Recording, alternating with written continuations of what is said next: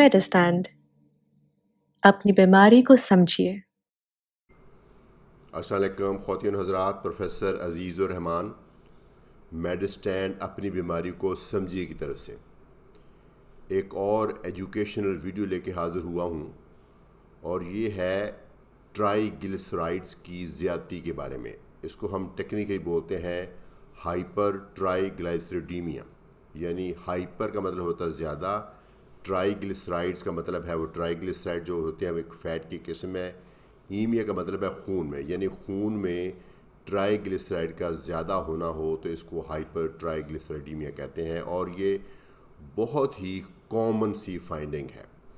ये अक्सर मैंने देखा है कि बहुत सारे लोग आजकल पाकिस्तान में अपने टेस्ट करवाते हैं, जो लेबॉरेटरी में जाते हैं, कहते हैं जी सारे टेस्ट कर दें। एक लिहाज से ये अच्छा भी है, हम लोग ख़ुद रेकमेंड करते हैं कि तकरीबन तमाम लोगों को 30 साल की उम्र में अपने सारे मेटाबॉलिक टेस्ट करा लेने चाहिए, जिसमें ये लिपिड प्रोफाइल भी है। तो वो जाते हैं, यूजुअली फास्टिंग स्टेट में रेकमेंडेड है, तो लिपिड प्रोफाइल कराने जाते हैं। तो कई दफ़ा हमारे पास रिपोर्ट लेके आते हैं तो उसमें ये होता है कि बाकी जो लिपिड्स की किस्में हैं, कोलेस्ट्रॉल है, वो बाकी एलडीएल है, उसकी मैं सेपरेट वीडियो बना चुका हूँ, वो तकरीबन सही होते हैं, लेकिन ट्राइग्लिसराइड्स उनके ज़्यादा होते हैं। तो ट्राइग्लिसराइड्स कितने होने चाहिए और इसका क्या फ़ंक्शन है? एक तो ये हर इंसान के अंदर एक ख़ास लेवल ट्राइग्लिसराइड्स का होता है। ये एक्चुअली बॉडी का फ्यूल है, ये कोई ख़तरनाक चीज़ नहीं है। ये हमारी बॉडी का, जैसे ग्लूकोज एक फ्यूल है, इसी तरीके से ट्राइग्लिसराइड्स भी एक फ्यूल है जो कि हमें हमारी एनर्जी बनाने में काम आता है। लेकिन इसका लेवल नॉर्मली होना चाहिए 150 मिलीग्राम पर डेसीलीटर। अगर आप सुबह नाश्ते से पहले खाली मैदा टेस्ट कराते हैं तो 150 से कम होना चाहिए। अगर 150 से ज़्यादा है तो ये हाइपर ट्राइग्लिसराइडीमिया कहलवाएगा।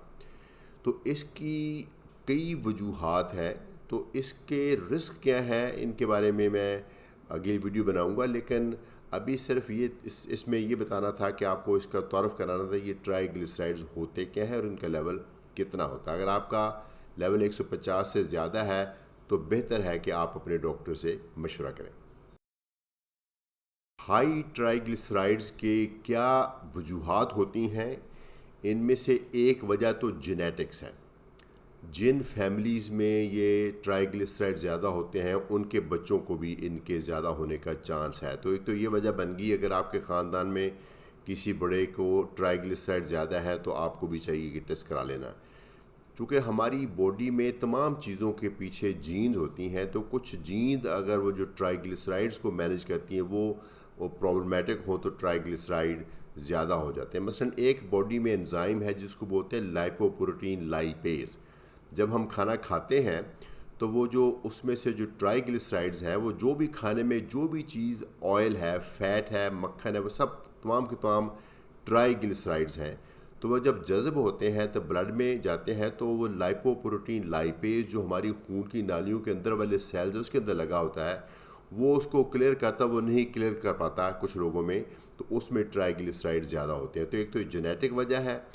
दूसरी डाइट, अगर आपका खाना आपकी रिक्वायरमेंट से ज़्यादा है और ख़ास तौर पे अगर आपके खाने में जो प्लेन कार्बोहाइड्रेट्स हैं ये ज़्यादा हैं, ये आपको शायद सुन के हैरत होगी, चूँकि आम लोग समझेंगे कि अगर हाई ट्राइग्लिसराइड है तो इसका मतलब है ज़्यादा ऑयल खाने से ताल्लुक़ होगा।